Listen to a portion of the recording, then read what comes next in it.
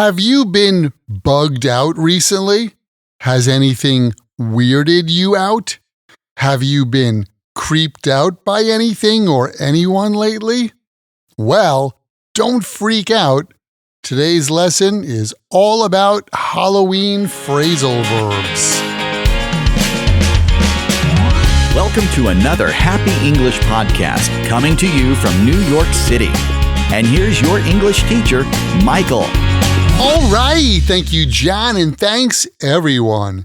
It's Michael here from Happy English, and I help people speak English better.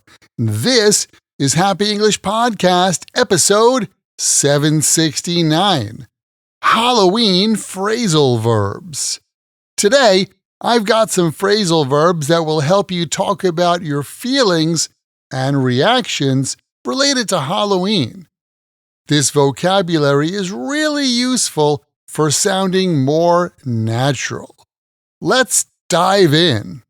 Let's say you go to a Halloween party, and maybe you're a little uncomfortable because it's in an old house on a dark street.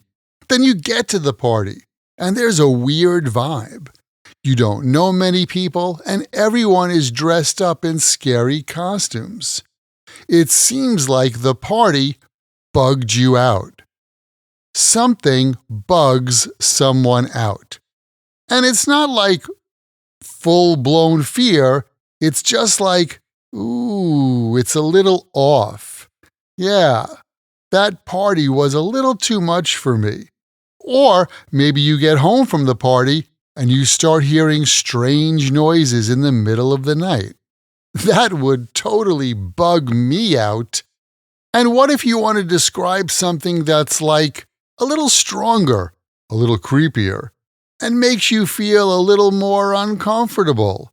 Well, you can say that you got weirded out, or that something weirded you out. Weird out is definitely a step up on the spooky scale. Weird out is a feeling when something is just plain strange and unsettling. You know, it's like you're exploring an old attic and you find a dusty doll with one eye missing. The other eye is looking right at you. You'd be like, that doll really weirded me out. It's like something is not quite right here. It weirded me out. If you want to describe a more intense feeling, something may creep you out. When you get creeped out, you feel scared or uncomfortable, usually by something scary or even emotionally disturbing, like when you're watching a horror movie and there's a dark, shadowy figure lurking in the background, and you're like, ooh, that totally creeped me out. It makes you want to sleep with the lights on. That's the level of creep out. Like when I walk around the city after midnight and there's nobody else walking but me. Those empty streets in the city at night creep me out.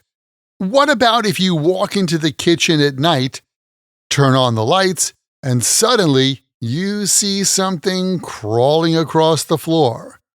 That would gross me out. Something that grosses you out makes you feel disgusted or even nauseated. Like when you open a package of cheese and you find out that it's spoiled. The smell of that cheese can totally gross you out. And that's why I don't like horror movies. Some of those bloody chainsaw scenes really gross me out. How about you? Does that gross you out? Do bugs gross you out? Okay, so we got bug out, weird out, creep out, and gross out. These are all like kind of negative, and you can use them for those not so pleasant Halloween feelings. But Halloween's not all that bad, right? For some people, there's a lot of excitement on that day. And don't freak out, but this phrasal verb has two meanings. Yeah, it can go both ways. Freak out can be positive or negative. Let's say your friend jumps out from behind a door wearing a scream mask. Yikes! You may freak out and scream in terror. Or if you get to work late, your boss may just freak out. Not exactly what you want at 9 o'clock in the morning. But on the other hand, like if your favorite band announces a free surprise concert in the park, you might freak out with excitement. Or you tell your kids that you're going to take them to Disneyland. I'm sure they'll freak out with joy. Freak out is all about the intensity of someone's reaction and the context. Remember, context is king. Okay, are you tired of being scared? Then you can totally take action with the next 2 phrasal verbs. You want to make sure that ghosts or other evil spirits stay away? You can do something to ward them off. Ward off means to keep something bad away or to protect yourself from something. Like in the old days, people used to believe that garlic could ward off vampires. And I gotta tell you, considering the amount of garlic I use when I cook, it's no wonder that I've never seen a vampire in my house. And I remember when I was in Istanbul, you can always see the Turkish blue eye everywhere. They say it's supposed to ward off bad energy and envy. So, ward off is about protection. It's about preventing something bad from happening.